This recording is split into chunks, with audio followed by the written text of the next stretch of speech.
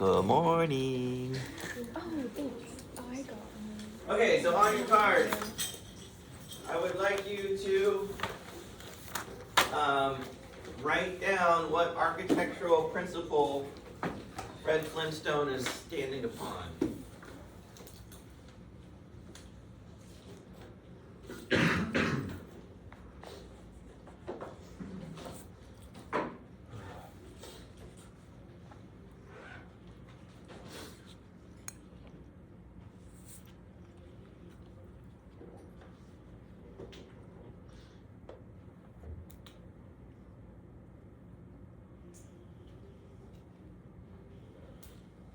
Alright, anybody?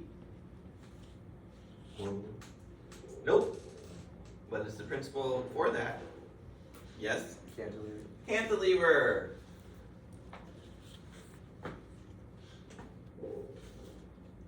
Cantilever? Yeah, so this is a cantilever. Cantilever has a span which is supported by only one side.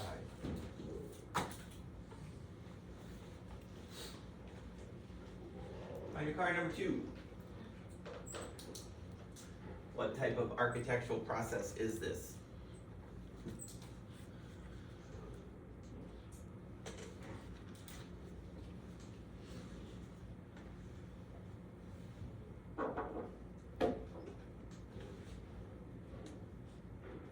Mr. Smallwood. Corbelline, very good. So Corbelline uses the architectural principle of the cantilever in its process of overlapping slightly on each upper level. Very good. Okay, so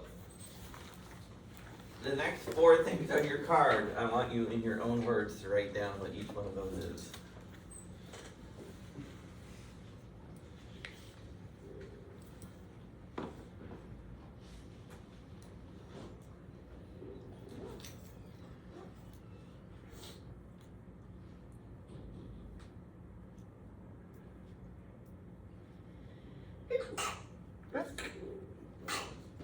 Begin.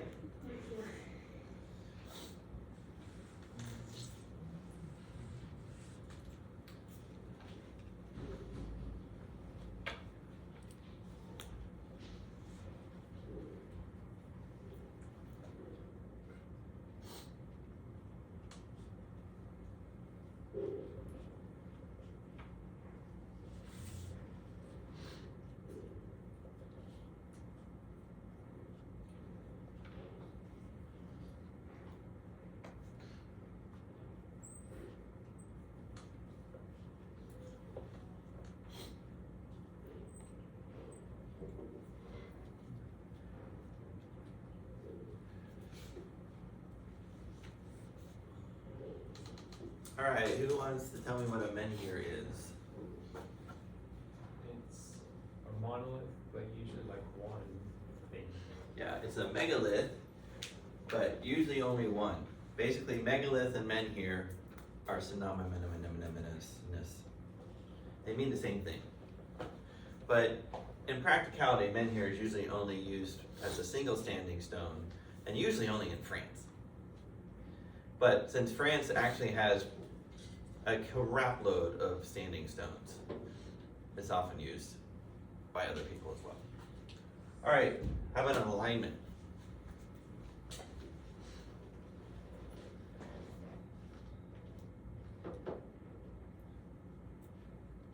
It's when stones are set in like one direction. Yeah, because they light up my life like nobody else. One direction. Oh, it took me a second to get Okay. Yes, so when they are aligned, it's called an alignment.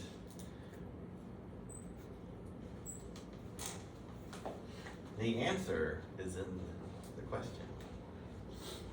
All right, so Dolmen. That one's a little bit more difficult. It's like a small tomb. I was gonna say like a small megalith, like one. Okay, it's a tomb, Sorry. a small tomb made out of stones, usually only having one chamber or only a couple of different burial chambers. I'll show you some of them. I'm not just gonna give you the term and have you imagine it in your brains. Alright, last one, a henge. Yes, KK. A ditch. A henge is a ditch, but specifically a henge is a ditch with the dirt piled up on one side, either the inner side or the outer side. But good, essentially a henge is a ditch. So Stonehenge is a stone circle in a ditch surrounding it. Alright, so let us talk about stone circles. Just let me tell you, I lived in England for a year, and you think like stone circles are pretty rare, they're actually pretty common. They occur in lots of different places. Not all of them are as famous as, let's say, Stonehenge. But there's a lot of really, really cool stone circles that exist.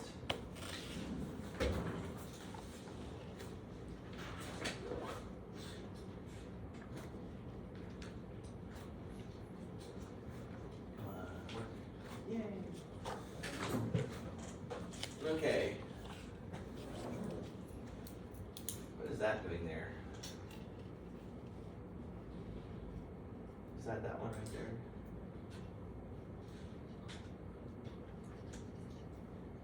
Yeah, there we go. Alright, so this is Calais. And so that one lives right here. So they're not only in Britain. Alright. Britain is known for them. So this is the Calais stone circle around 2900 BC. Oh no, that's not the right one. Shoot. I don't know why that's there. Disregard this. This is a poo-poo slide. Alright. Callanish stone circle, 2900 BC, on the west coast of Lewis Island in the Outer Hebrides of Scotland. So, do you guys know what England and the British Isles look like in your mind? So go to the top of the British Isles, and then you go to a bunch of little tiny islands to the north of Scotland, and those are the Outer Hebrides.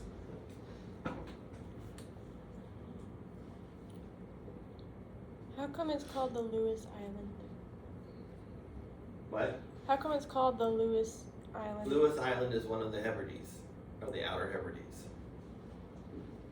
It makes me think You have of the Inner Hebrides, which are closer to Scotland, then you have the Outer Hebrides, which are farther away from Scotland. And then Lewis Island is one of the Outer Hebrides. makes me think of C.S. Lewis. I don't think that's it. Okay.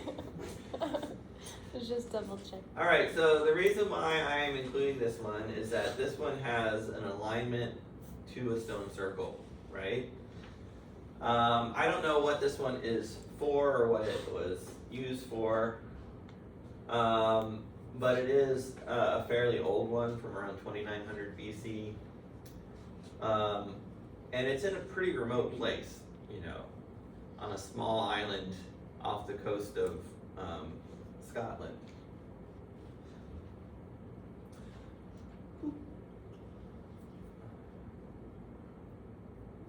But it's cool.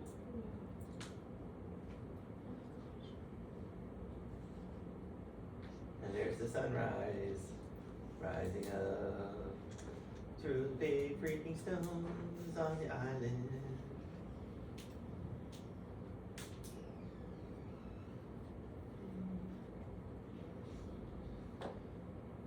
I think I included this one because it has some awesome photography.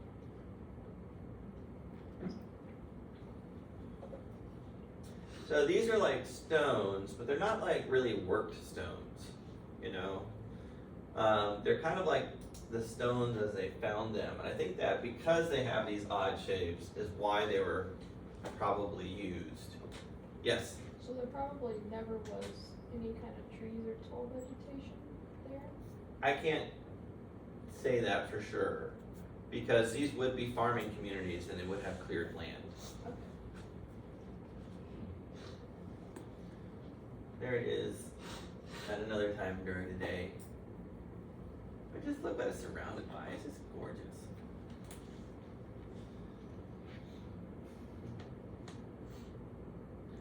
And there's some with the northern lights. Okay, but this is probably something that you've never ever heard of before, right? The Calendish stone circle, right?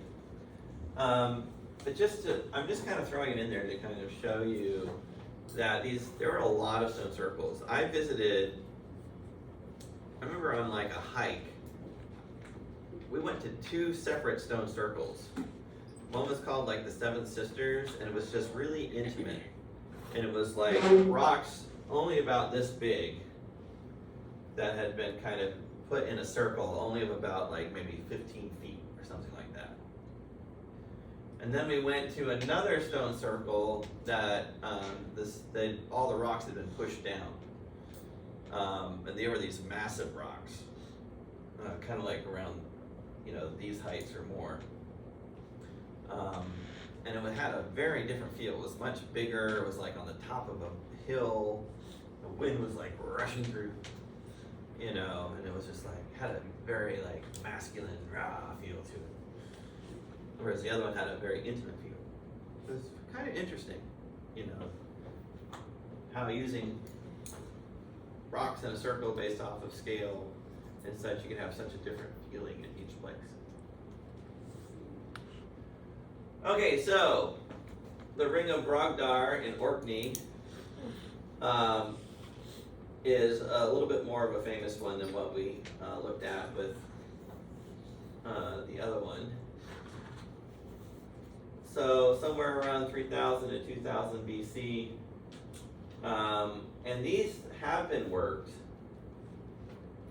You can see how they've been shaped and flattened out edges and things like that.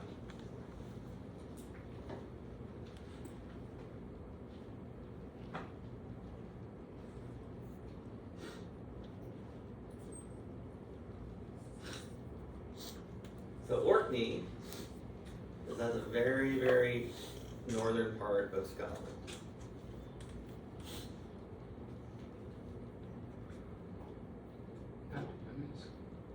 So these are another standing stones in Orkney, the standing stones of Stennis. And these are older than the last ones that we saw.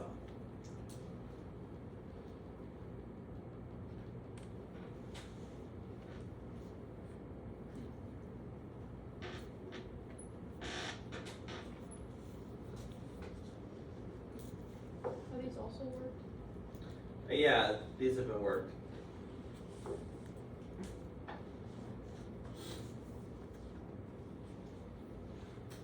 Okay, so obviously I haven't gotten to Stonehenge yet, which is like the biggest stone circle that people know about. I will get there, but it deserves its own special little class. What do you think?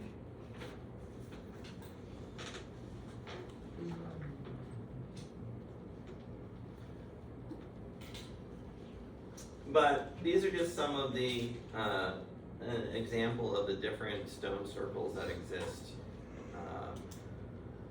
throughout megalithic Europe. Most of them occur on the British Isles. All right, menhir alignments.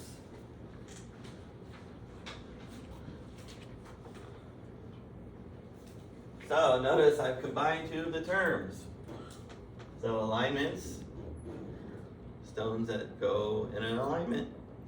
And menhir, I could easily put megalithic alignment there, but since we're in France, we're going to use the term menhir. All right, so these Karnak menhir alignments are from around 4250 to 3750 BC. So that's easily 1,000 years to 1,500 years before the main part of Stonehenge was constructed. Things to know. Things to know. In this alignment, there are 13 rows with approximately 3,000 total stones. It is an east-west alignment. In the east, they're approximately 3 feet tall, and as they go up to the west, they get up to 13 feet tall in the west. Their alignment seems to suggest some sort of connection to the movement of the sun.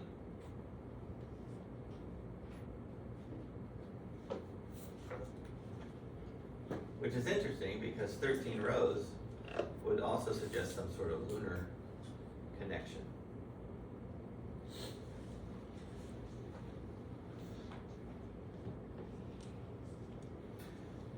I really like this thing. So this isn't the real thing, by the way. This is like a model. Like, look, it's a drone. But it's a good way of seeing how it looks. This is like they actually show you in the Karnak place. They have this thing. All right. So there's an alignment. Lots of alignment. The most famous alignment. Let's talk about dolmens.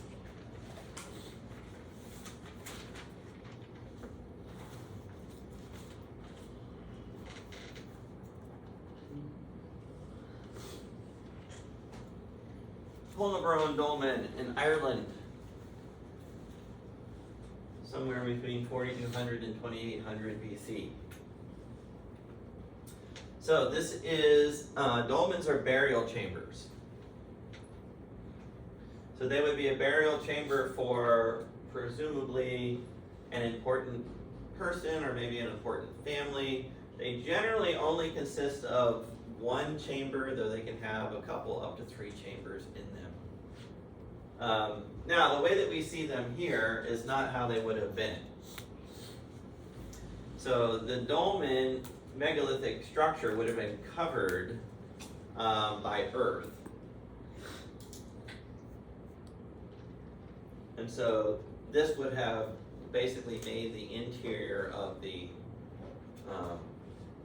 tomb. And why has it been uncovered? Well, farmers need dirt and they like flat places, so they started digging things that were lumped up. They flatten them out and they go, oh man, there's a big freaking rock here.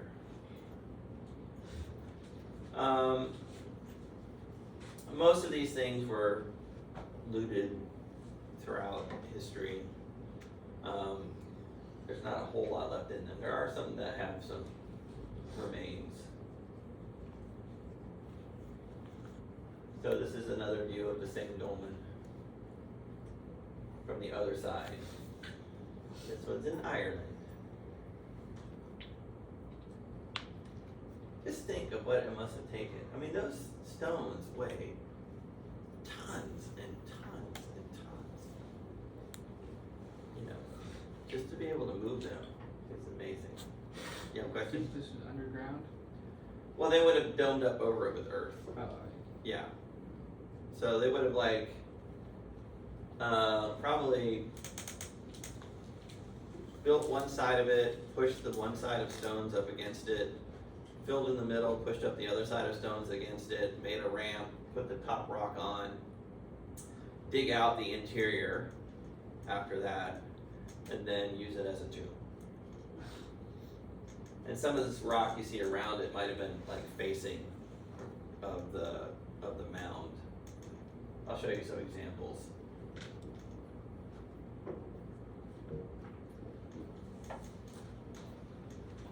All right, this one is Pentrefan. It's in Wales.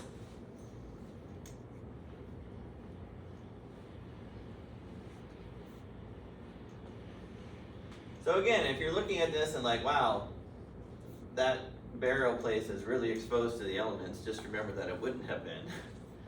It would have been mounded in earth over it. But it does look much cooler like this, don't you think?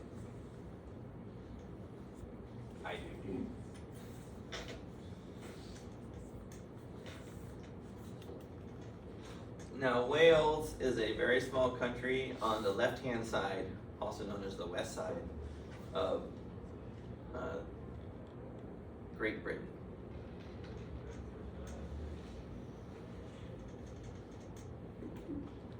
There's a thick rock. What? It's a thick rock A thick rock? on top. Yeah, very thick.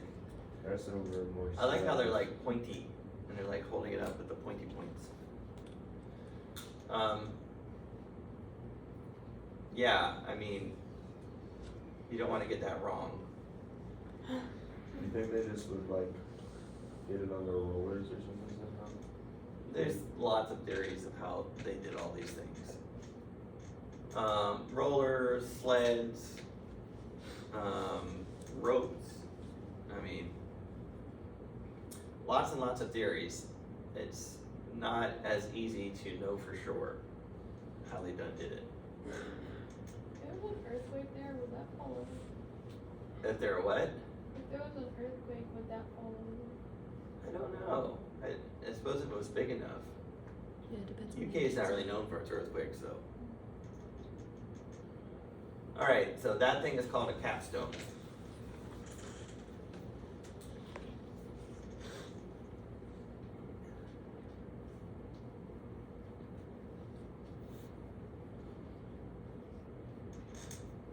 Alright, so this is how they think Pentrafan looked when it was completed.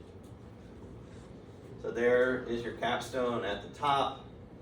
It would have had like a stone doorway, so to speak, in it, and then it would be built up with earth kind of over it, and then had these other rocks here. This is the technical term for these is called an orthostat. I will get into that a little bit more when we get into Neolithic passage tubes.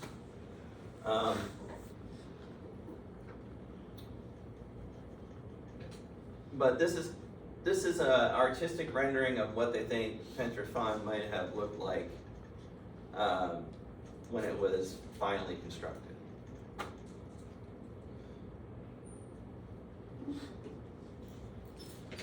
All right, now we're actually going to go to a Neolithic community on the northern part of Scotland called Skara Brae.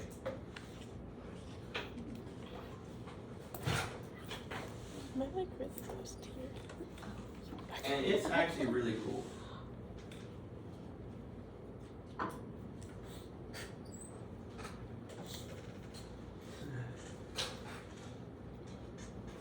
So Skara Brae was occupied for about 500 years, and then it all of a sudden just kind of stopped.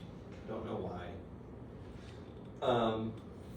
It's a very fascinating little small Neolithic hamlet of a few houses. And there it is, where that little dot is.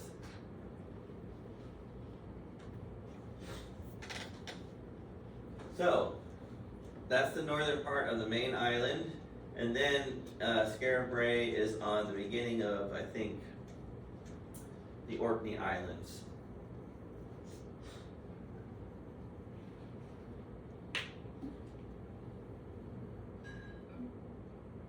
And these are the inner Hebrides on the left-hand side, and the outer Hebrides are to the west and to the north.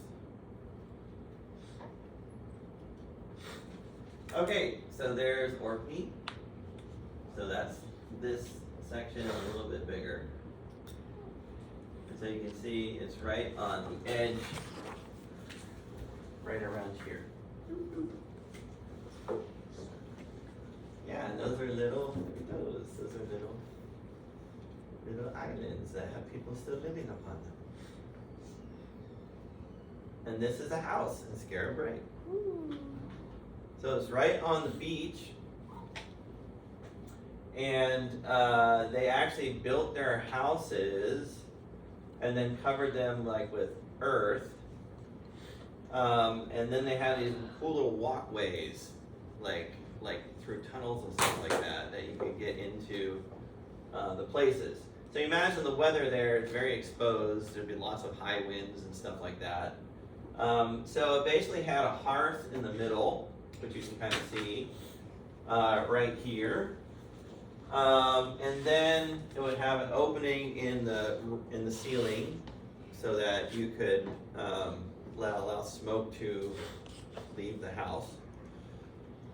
And it has these stones, and these stones depict or define sleeping areas. And they would have gotten heather, which is like a soft, bushy, low-growing plant, and they would have like smashed all kinds of heather down in there and probably put some skins on it, and that would have been their mattress. But they built these houses out of stone, just stacked stone, and notice they have these built-in like shelving units and things like that. So it's really kind of well designed and pretty interesting. They actually think that these things were designed to hold water in them. Whether it was fresh water for drinking or whether it was water to hold things that you would cook later on, because they're living right by the ocean, they would have access to shellfish, fresh fish, things like that. Here you have a hollowed out area like for grinding. But I always find these houses like really just very fascinating. And the sense that like several families lived in this community for a very, very long time is quite interesting. Just another view. This right here, the rock probably broke and they probably repaired it back in the 1800s or something like that. Yes? Did we say what the left side structure was? The what? The left side structure here? This right here? Yeah. That's another bed. Oh, that's a big bit. Yeah, that's another bed, again, with built-in shelving. That's just cool, that they thought like, oh, I need some shelves.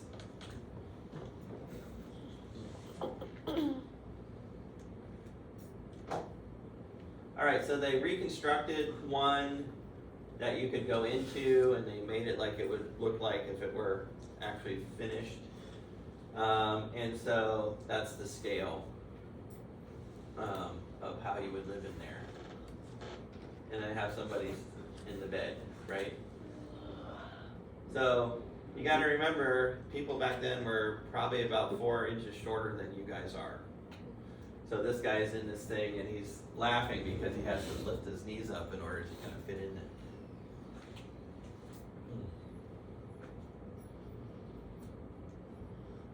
Okay, this is what it looks like from the top. Ooh. I know, right? So I think the one that we were looking at was this one right here, right?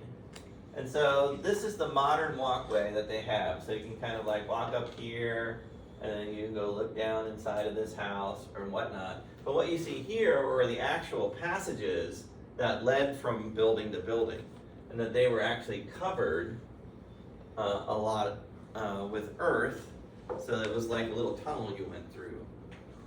It might have little openings every once in a while.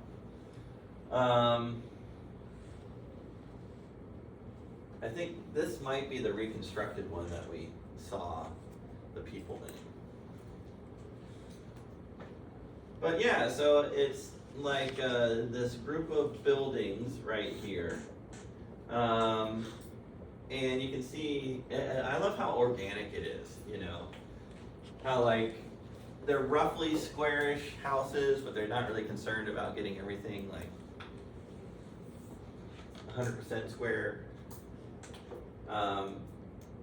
So this was actually covered by sand and such, and then it got revealed one year in a really bad storm, and then people started like investigating it. Okay, so this is the Skara Brae plan. Inhabited for several centuries,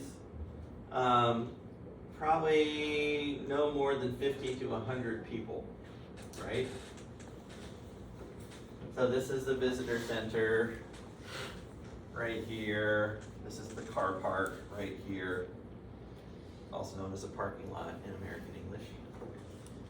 So you go here, and you go to the visitor center, and then you take your little stuff here. So this would have been the main passage that people would have gone through in between these buildings.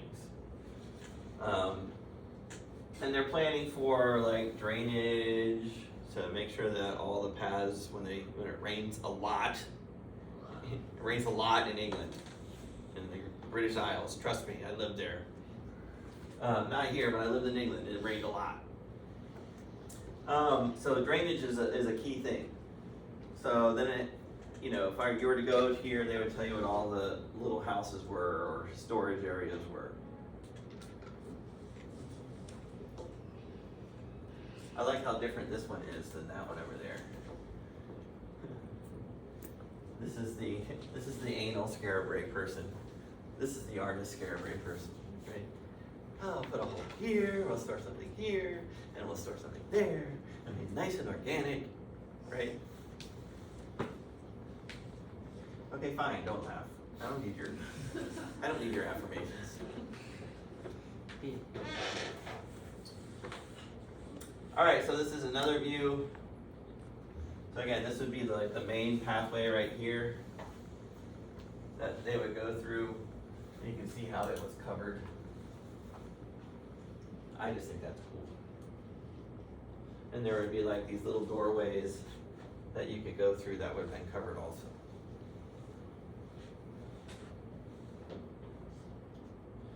Okay, one of the unique things about this part of the world in Skara Brae are these spheres.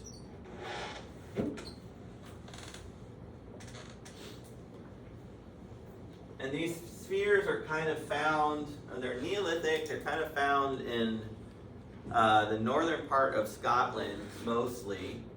But there were several that were found in the context of Skara Brae and the Orkney Isles. And what they are these like balls that were probably started off as pebbles, and they round them out. And then they carve into them these pretty elaborate geometric figures.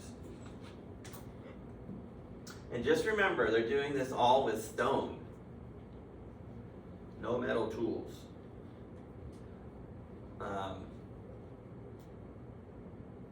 So I imagine they're probably doing this during the very, very long nights in winter. When I lived in England, I was in the middle part of the country, and in January, it was pitch black at 4 o'clock in the afternoon. You're pretty far north in the British Isles. It's the equivalent longitude of Newfoundland, which is in Canada, which is actually pretty far north in eastern Canada. So you're pretty far north when you're in England or in the British Isles. So we have a lot of these kind of spheres made. We don't exactly know what purpose they serve. You know, some people thought like maybe they're fishing weights for nets. Well, those are pretty elaborate fishing weights for nets. Maybe because it was dark for, I don't know, 18 hours out of the day, that when they're just trying not to go crazy in their houses by doing, you know, these types of meticulous types of carving. The funny thing is we just don't know why they did these things, but we do know that it was part of their culture to kind of do these things. I mean, look at this thing right here.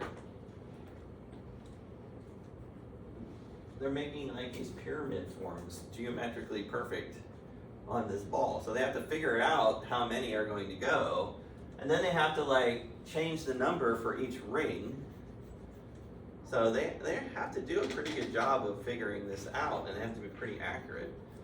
So they're using intuitive geometry in order to kind of do all of this, right? Which I think, again, is pretty fascinating. And also, they don't just have cylinders, they also have these weird type things too. Not quite cylinders, or not cylinders, I mean spheres. All right, I'm gonna see if I can get to this place. big are those spheres? The larger ones? They could be around 1.5 to 2 inches. They can get as big as like, I think about 2.5 to 3 inches. All right, so this is one of those ones. I'm just gonna spin it around for you.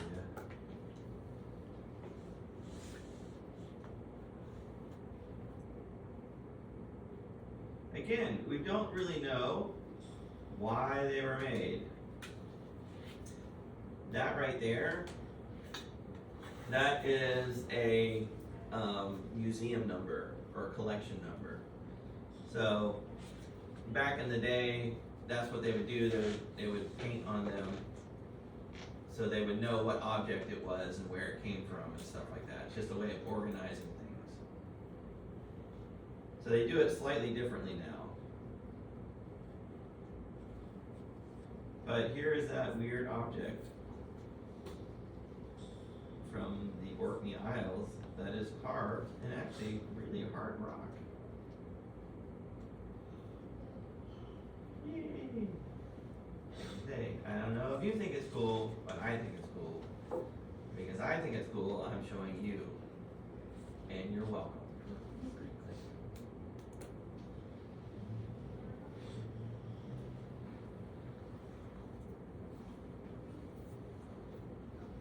Carved stone balls. How's that for a title? And even though this is more of a cylinder, we'll call it a stone ball.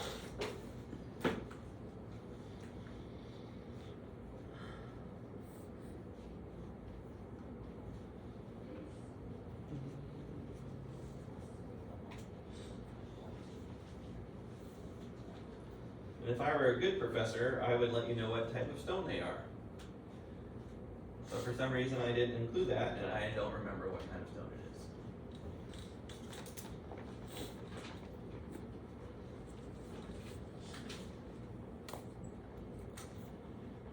is.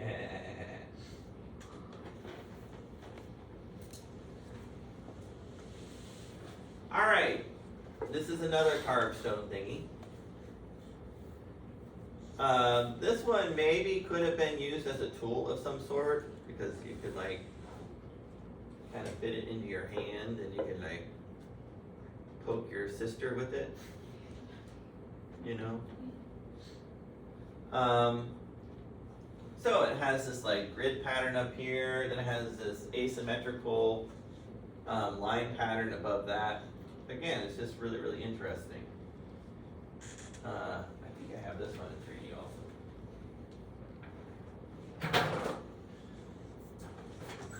This is called the 3-spiked implement. So that means they think it's some sort of a tool.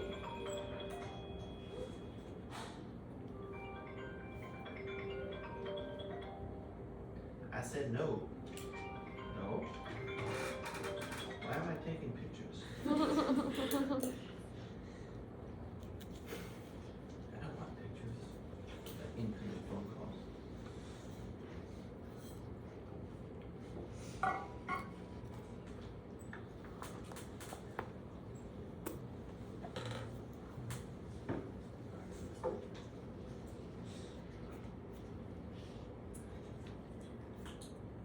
There we go.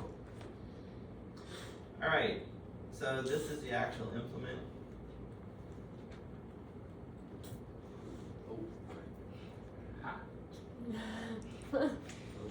Oh. It belonged to Satan. Ha! All right, so this has a little bit of information on it.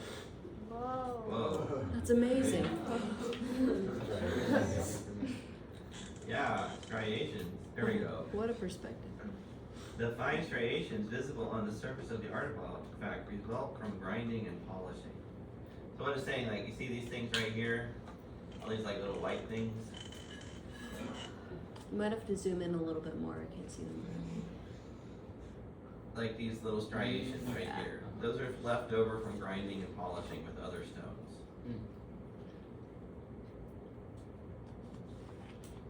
Let's see what number 2 has to say. Whoa. Now I can see it. If you look closely, it looks like fog. That's what it says. Ah. The central panel of the artifact is decorated with finely incised lines. The geometric patterns are typical of the late Neolithic, and similar designs can be found on grooved ware pottery. I actually really like that design. Oh. Oh wait. Anyway, so there's the stone implement. 3-spiked stone implement.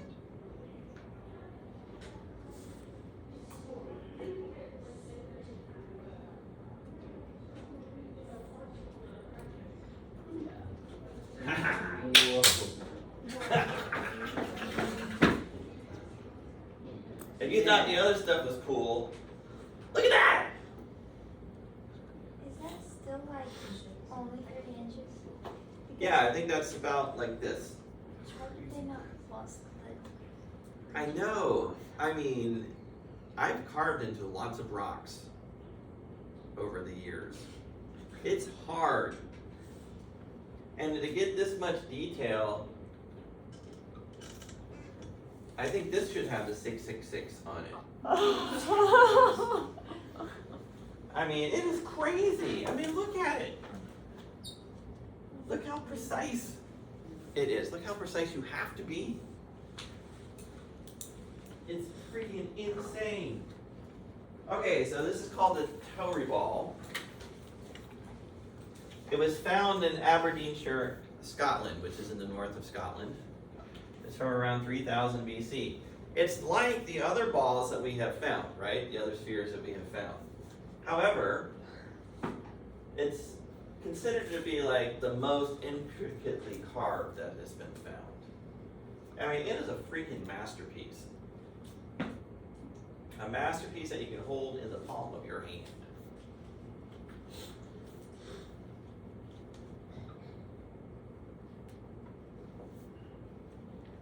And the fact that they found this beautiful black stone to put it onto. Just,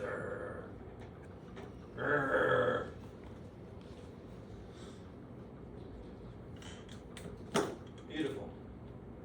So you see these like spirals and stuff. These spirals are pretty important to, a pretty important motif to Neolithic cultures in the British Isles, especially. So we're going to see them when we look at passage graves in Ireland. And they also, this is a culture that was not, it's not like we have the French going over here, you silly British people, you know.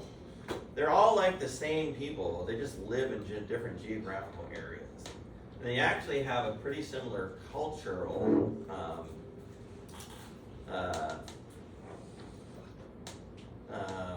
background and history. And you can find traces of this kind of spanning all over Europe. So I was reading yesterday about this massive earthwork or henge that they found in Austria, which predates, Stonehenge by at least 1,000 years or something like that. But it's basically like the henge of Stonehenge minus the stones, right? It has 2 or 3 different entrances in it that are arranged to various astrological or astronomical type of orientations.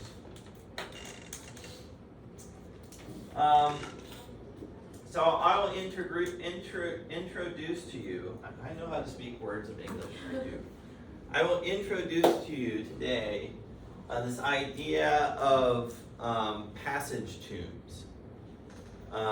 Passage tombs are bigger than dolmens, and they generally have a passage that has different rooms off of the sides of them,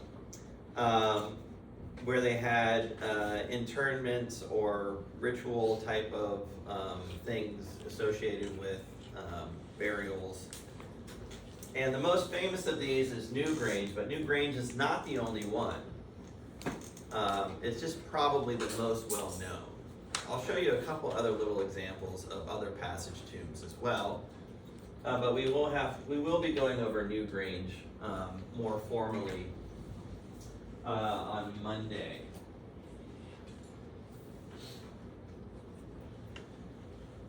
Okay, so this right here is Wales. Okay, this kind of like arc right here. And then let's see.